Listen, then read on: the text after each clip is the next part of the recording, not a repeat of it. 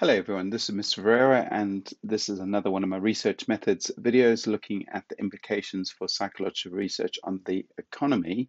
This is also a topic that I kind of accidentally left out of the workbook, though I have mentioned it occasionally within lessons. And so therefore this fits in kind of around about the scientific process, around about peer review and things like that, kind of just asking us to kind of look at kind of where does research that we do in psychology kind of fit in with the economy. And so we see AQA have certain expectations of us. They certainly think that you're able to use content from the topics you covered. So this is quite synoptic. In other words, looking through your 2 years of studying psychology, consider specific examples that might relate to the economy. They could ask you a question on the economy, both as an applied question, in other words, kind of part of maybe say attachment or part of something else within kind of paper 1 or paper 2, but they could also kind of ask you to do it as a research methods question. So what we're thinking about is that as you were studying psychology, you might have considered things like cost of treatment or cost of knowledge, kind of implications, maybe ethical implications also might have in terms of understanding things. I'm just going to take you through a few of the examples that AQA give us and kind of give you my kind of key kind of reminder of what this is all about. And I suppose before I get into those examples, I need to kind of remind you a bit about a kind of economics and the importance of working. Okay, so if you are working, you pay tax, you also have money to buy goods, and therefore you can stimulate the economy and you can contribute towards the economy by paying those taxes and kind of helping kind of goods to kind of be bought and things like that. If you're not working, then you are a cost to the economy. So in other words, either through some kind of benefit or some kind of healthcare treatment or whatever it could be. And so a lot of what I think about is kind of, can I get the person back to work? Though, of course, there's a few other things we're going to look at as well. So let's look at the first topic that they suggest us to have a look at. So attachment. And the key is thinking about, well, how does attachment as a topic relate to the economy? So first of all, we can look at something like Bowlby, and Bowlby reported to the World Health Organization and kind of said that babies needed constant care. And so therefore, who's going to look after them? Not a group of people who are employed to look after them, but the mother, of course, because the mother is healthy for psychological development.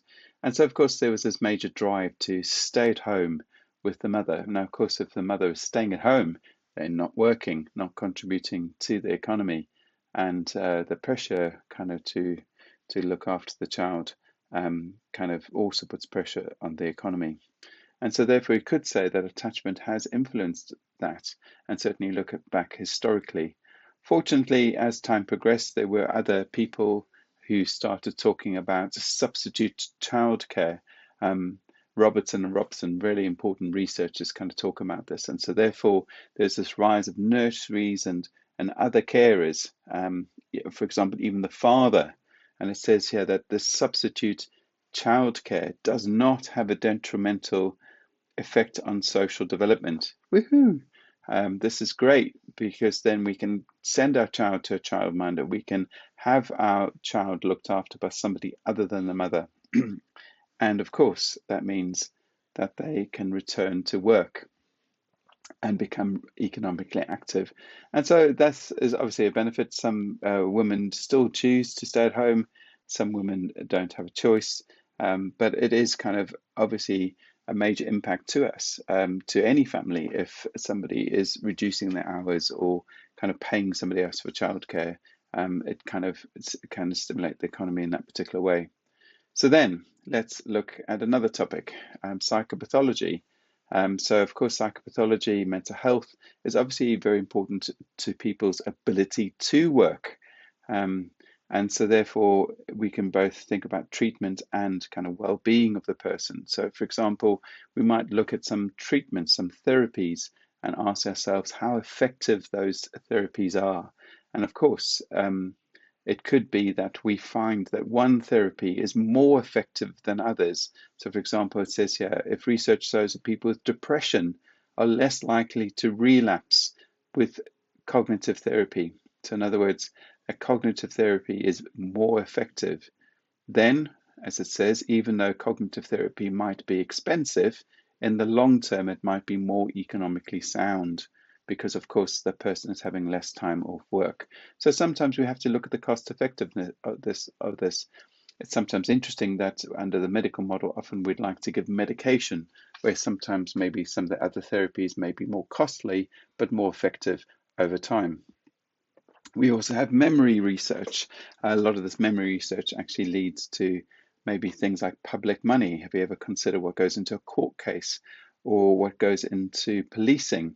And so, for example, cognitive interviews may actually be seen as being more accurate. And so, therefore, we can actually use police time and resources better.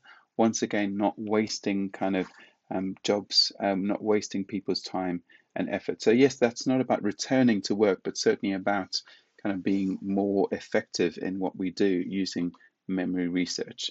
There's also stress research. Okay, stress in the workplace. This is obviously something which has become quite important over time, especially with COVID, that we consider kind of how are people kind of dealing with this. And so, of course, it's frustrating if somebody takes time off work because they are stressed.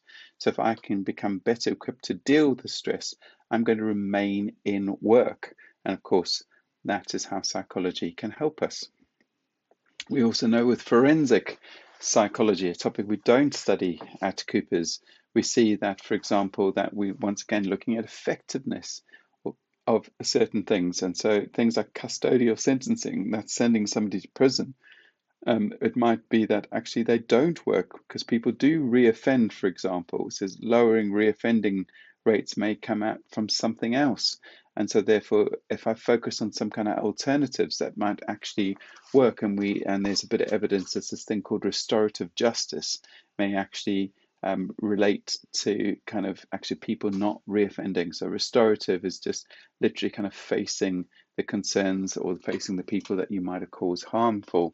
So there are always going to be examples that you can use. So either look at the practical application of it, how does it work within a job force, or look at whether somebody is able to return to work. So for example, if I'm reoffending, I'm probably never going to be a productive member of society, and I'm going to cost the government a lot of money to look after me. However, if I can perhaps to kind of learn through my experiences and perhaps not reoffend, I might be able to ultimately have a job and start kind of contributing towards the economy. So there's lots of different examples of questions that come up. This was a question that came up a couple of years ago. It's quite a long kind of lead into talking about the effective treatment of depression. Gives an example. There's more than one question relating to this particular scenario. But if you read through it, we're looking at employment records and records of absences and things like that. But this is the key to the question. You see 5 marks there. It says outline implications on psychological research for the economy. Okay, so you have to look at this and look at kind of people being absent and kind of how we can reduce absences in order to kind of make them more effective in terms of kind of helping the economy. Here's a short question, briefly explain the findings of psychological research into treating depression could have an implication for the economy. So once again, it could be more expensive to do a talking therapy like cognitive therapy or psychotherapy. However, it may actually be have a long-term benefit of them returning to work. There's another example here. So looking at social influence, I'm talking about persuading people to eat more healthily.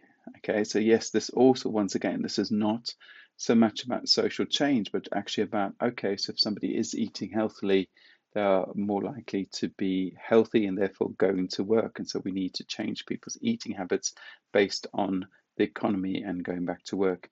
So there's just a flavor for you. It's one of these topics that is more content related, so we have to prepare for it by preparing our short answers, by actually having paragraphs that if they come up in the exam, we can answer them. And so therefore, I've taken you through 4 slides of features of science, scientific process in terms of peer review and now the economy. And I really hope that they have been beneficial to you. I'm going to leave with that and hope that you have found these videos useful.